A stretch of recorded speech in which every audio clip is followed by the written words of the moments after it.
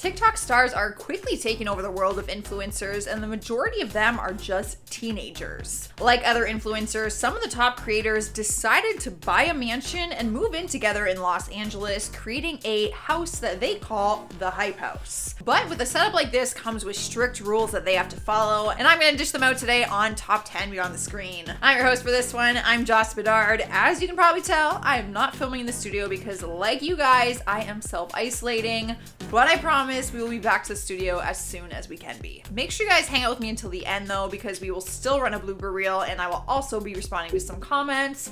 You can also come say hi on social media. Let's social distance together, shall we? But for now, I say we get right into the list.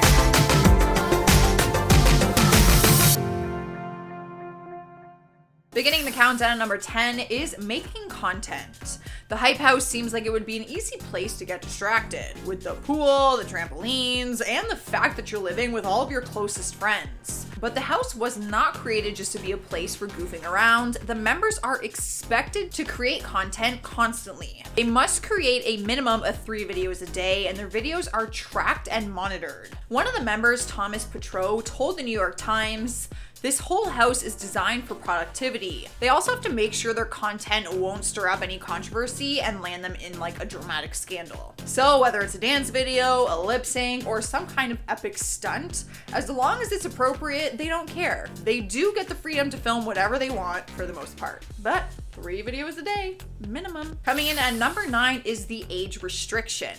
The biggest TikTok stars in the world are all teenagers, so we would have to wonder how a group of teens just bought a house and can live in it freely. The Hype House has 19 members, but there's an age restriction on how old you can be to actually move in. Not all members in the house live there full time. The majority of them actually live there part-time and just collaborate and film in the house on their visits. 4 of the members live in the house full-time: Alex Warren, Thomas Petro, Daisy Quiche, and Coover Annan. Everyone else is just part-time.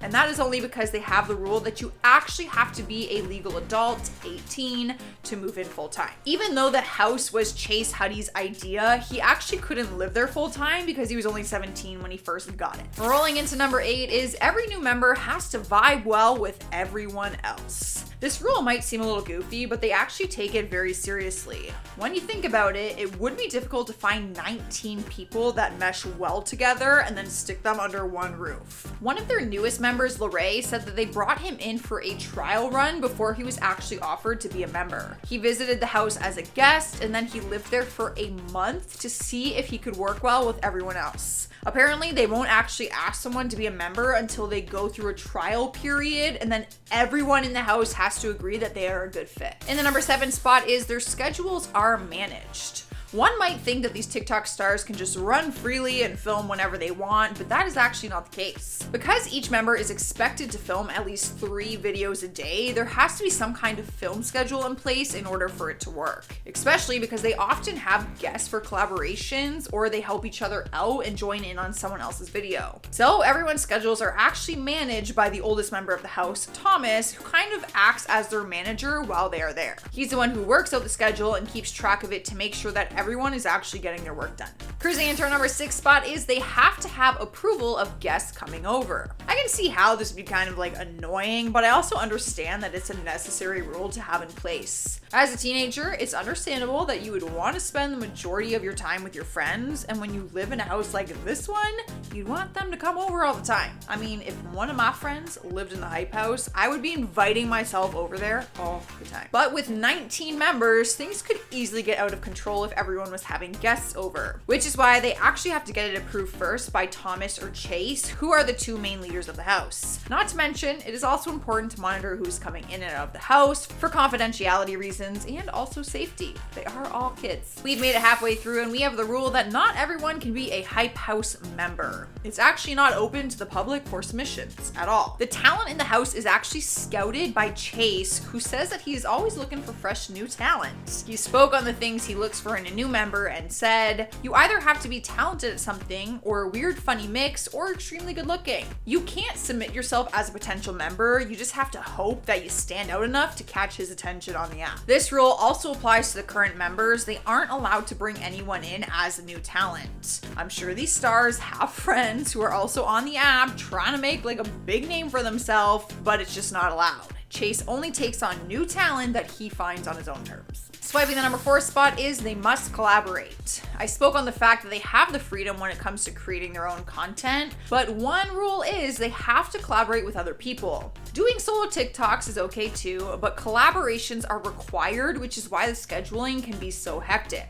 The members in the house will often collaborate with each other since it's convenient and they can help each other out since they're all under the same roof and filming at the same time. But they are also required to collaborate with other TikTok stars and celebrities outside of the house. Oftentimes you will see them collaborate with other celebrity YouTubers or social media influencers because it brings in a bigger audience and it also gives the Hype House some more exposure. It's a good marketing rule, plus collaborations can be a lot of fun, and I think it's important for like the teenagers to work together because I feel like it could easily become a competition. All living in the same house doing the same thing for views and stuff, that could get sticky. And the third spot on our list is you break it, you buy it.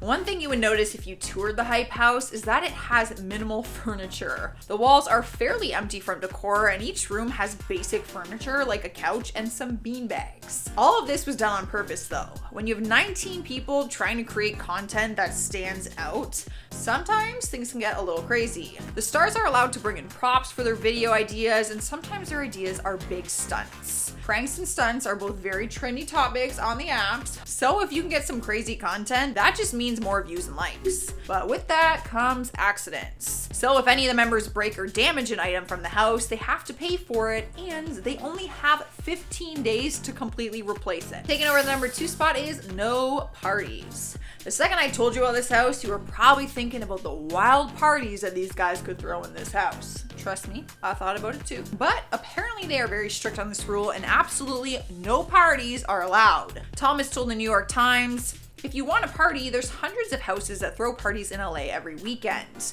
We don't want to be that. It's not in line with anyone in the house's brand.